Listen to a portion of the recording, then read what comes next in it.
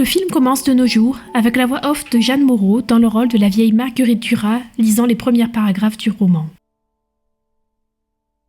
Ceci est immédiatement suivi d'un flashback d'une après-midi de 1929 sur les rives du Mékong. Ce jour-là, une jeune fille de 15 ans et demi est rentrée à Saïgon en même temps qu'un riche chinois de 28 ans. Ils arrivent à la traversée du Mékong en ferry, elle dans un bus public et lui dans sa limousine noire conduite par un chauffeur.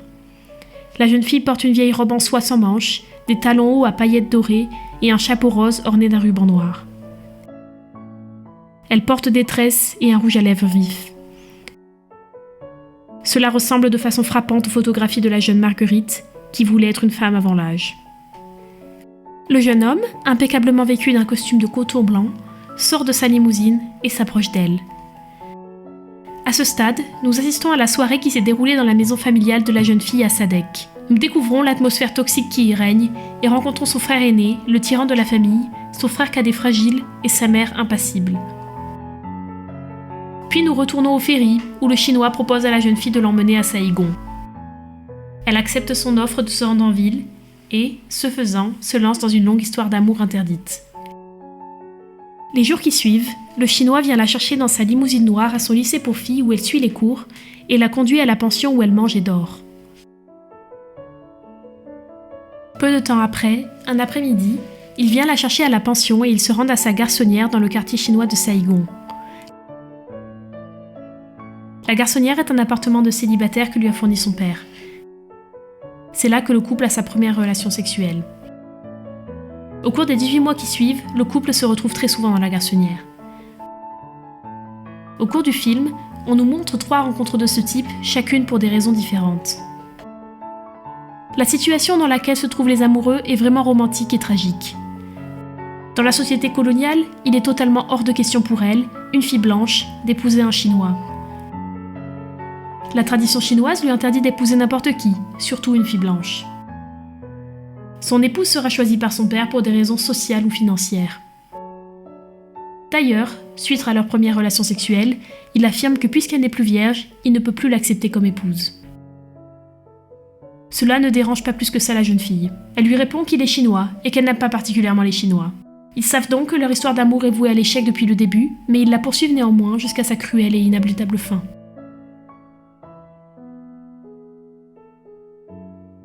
Finalement, la jeune fille veut montrer son prix à sa famille et satisfaire leur curiosité. Elle organise un dîner en ville pour que sa famille rencontre son amant. Le résultat est un véritable désastre. La mère et les 2 frères se goinfrent de nourriture, s'enivrent sans jamais parler avec le Chinois, à l'exception du frère aîné qui l'insulte et tente de provoquer une bagarre. Après le dîner, le groupe danse. Le jeune frère et la jeune fille dansent ensemble, évoquant la relation étrange et quelque peu incestueuse qui existe entre eux, ce qui éveille la jalousie du Chinois.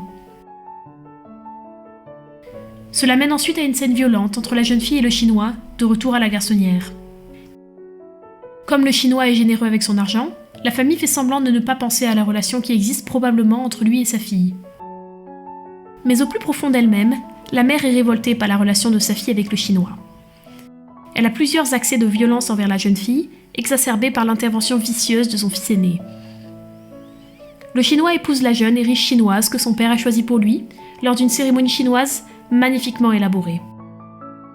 Le mariage se déroule dans une ambiance très festive, contrastant nettement avec le comportement du Chinois. La jeune fille regarde impassiblement la scène. Quelques jours après le mariage, la jeune fille part pour la France. Elle s'appuie sur la barrière, vêtue des mêmes vêtements qu'elle portait lors du premier trajet en ferry. Alors que son bateau part, elle aperçoit pour la dernière fois la longue voiture noire sur le quai et sent son regard se poser sur elle. Bien des années plus tard, le Chinois arrive à Paris avec sa femme. Il l'appelle au téléphone et lui dit que c'était comme avant, qu'il l'aimait toujours. Qu'il ne pourrait jamais cesser de l'aimer jusqu'à la mort. Ainsi s'achève cette belle et tragique histoire d'amour. Dans un film hollywoodien, les amoureux auraient pu s'enfuir et vivre heureux pour toujours.